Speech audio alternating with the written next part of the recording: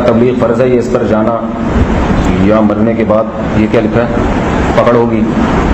دین کے مختلف شعبے ہیں، کون سا شعبہ کس پہ فرض ہے یہ کوئی قاعدہ کلیہ نہیں ہے کہ ہر ایک کے بارے میں کہا جائے کہ ہر ایک پر تبلیغ فرض ہے یا ہر ایک پر جہاد فرض ہے یا ہر ایک پر مدرسے میں پڑھنا فرض ہے۔ تبلیغی جماعت کا جو ایک نظام چل رہا ہے یہ سب سے بہترین اصلاح کا نظام ہے۔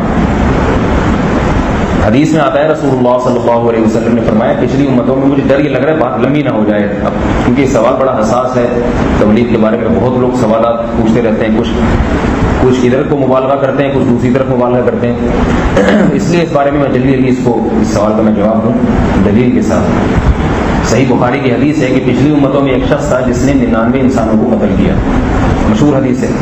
کسی راہب کے پاس گیا، میں نے 99 انسانوں کو قتل کیا، میرے لیے توبہ ہے۔ اس راہب نے کہا 99 ایک 2 4 ہوتے تو کوئی بات نہیں، 99 کی نہیں ہو سکتی توبہ قبول۔ تو حدیث میں آتا ہے اس نے کہا جب توبہ قبول ہونی نہیں ہے تو سینچری پوری کر کے جاؤں میں، 99 کا تو کوئی حساب ہی نہیں بنتا، ٹھیک ہے، جانا تو جہنم نہیں ہے تو سینچری تو کرو۔ تو وہ شخص اٹھا، اس راہب کو بھی قتل کر دیا۔ پھر اس نے لوگوں سے پوچھا بھائی کوئی توبہ قبول ہو سکتی ہے؟ تو پھر لوگوں نے بتایا فضل علی رجل عالم۔ یہ حدیث بڑی شاندار ہے، اس میں بڑی حکمت کے نایاب ہوتی ہیں، بہت اسباب ہیں اس میں۔ میں بس کوشش کر رہا ہوں جلدی یہ اس کا جو موضوع سے متعلق پہلو ہے بس اس کو ہائی لائٹ کروں میں۔ تو وہ جو تھے نا کسی فضل علی رجل عالم، لوگوں نے پھر کسی عالم کا پتہ بتایا، تو فلاں مولوی صاحب نے کسی جا دی۔ ان سے جب پوچھا تو اس عالم نے کہا میں یحول بینہ و بین التوبہ، تمہارے اور توبہ کے درمیان کون سی چیز حائل ہو سکتی ہے؟ یقیناً توبہ قبول ہوگی، لیکن انطلق الی ارض کذا وکذا فإن بها اناسا یعبدون اللہ فاعبد اللہ معهم، فلاں جگہ چلے جاؤ، اپنے اس علاقے کو چھوڑ دو اس لیے کہ وہاں اللہ والے رہتے ہیں، ان میں رہو۔ ولا ترجع الی ارضک فإنها ارض سوء، واپس ادھر نہیں آنا، یہ برے لوگوں کی زمین ہے۔ کیا مطلب؟ خلاصہ کیا نکلا؟ ان عالم نے ماحول بدلنے کا حکم دیا۔ سمجھ میں آ رہی ہے بات؟ پتا تھا کہ جس علاقے میں قتل سیکھے ہیں وہاں قتل کی توبہ تو کر لے گا، توبہ پہ قائم نہیں رہے گا، تھوڑے دنوں میں پھر خیال آئے گا کسی کو مارنے کا، پھر خیال آئے گا کسی کو جان سے مارنے کا۔ علاقہ چھوڑو، کن لوگوں کے ساتھ رہو جو یہ کام نہیں کرتے۔ تو بات یہ ہے کہ اب جب کوئی شخص توبہ کرتا ہے یا توبہ کرنا چاہتا ہے تو اس کو بھی علاقہ چھوڑنا پڑے گا۔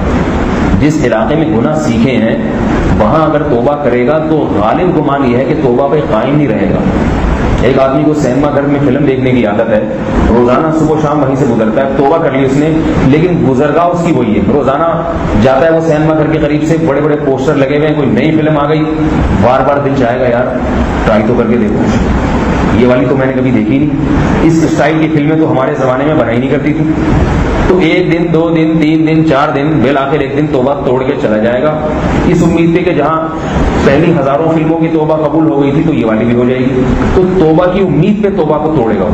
یہ شیطان کا بہت بڑا حربہ ہوتا ہے کہ وہ توبہ کی امید پہ گناہ کرواتا ہے اور پھر اسی امید پہ کرواتا رہتا ہے بار بار۔ تو اس لیے کوئی قاعدہ کلیہ نہیں ہے، عادت اللہ یہی ہے کہ انسان اس ماحول میں دوبارہ قائم رہنا اس کے لیے مشکل، تو اب اس کے لیے کہ ہجرت کرے۔ اب آپ بتائیے کوئی آپ لوگ یہاں اعتکاف میں آ گئے، اسی نیت سے آئے ہوں گے اصلاح ہو جائے، تو پورے ساتھ تو اعتکاف نہیں ہوتا ہے، بلکہ عید کی چاند رات کو اگر آپ ٹھہریں گے تو پوچھا جائے گا خیریت کیا پروگرام ہے بھائی آپ کا، کیوں نہیں جا رہے آپ اپنے گھر۔ تو ماحول بدلنے کے لیے کوئی ملک نہیں ہے جہاں آپ جا کے پڑ جائیں، کوئی ملک نہیں ہے کہ آپ کسی ملک ہجرت کر کے کہ وہاں اسلامی حکومت ہے، سارے نیک پرہیزگار لوگ رہتے ہیں اور فاعبد اللہ معہم، وہاں جا کے اللہ کی عبادت کروں گا میں، کہیں نہیں۔ ایک افغانستان ہے لیکن وہاں گئے تو ان پرزوں کے ساتھ واپس نہیں آئیں گے، وہاں مجاہدہ تھوڑا زیادہ ہو جاتا ہے۔ وہ تو توبہ کر کے گیا تھا کہ یا اللہ میں یہ گناہ چھوڑ جائے، اللہ سب کچھ ہی چھڑوا دیں گے اس سے، تو پھر بہت زیادہ توبہ کی سپرلیٹو ڈگری ہو جاتی ہے، تو اتنا افورڈ نہیں کر سکتے، جو کر سکتے ہیں وہ کریں گے۔ تو یہ جو ہے تبلیغ اس کے لیے بہترین راستہ ہے۔ تو حکماً ماحول بدل جاتا ہے، حقیقتاً نہ بھی بدلے۔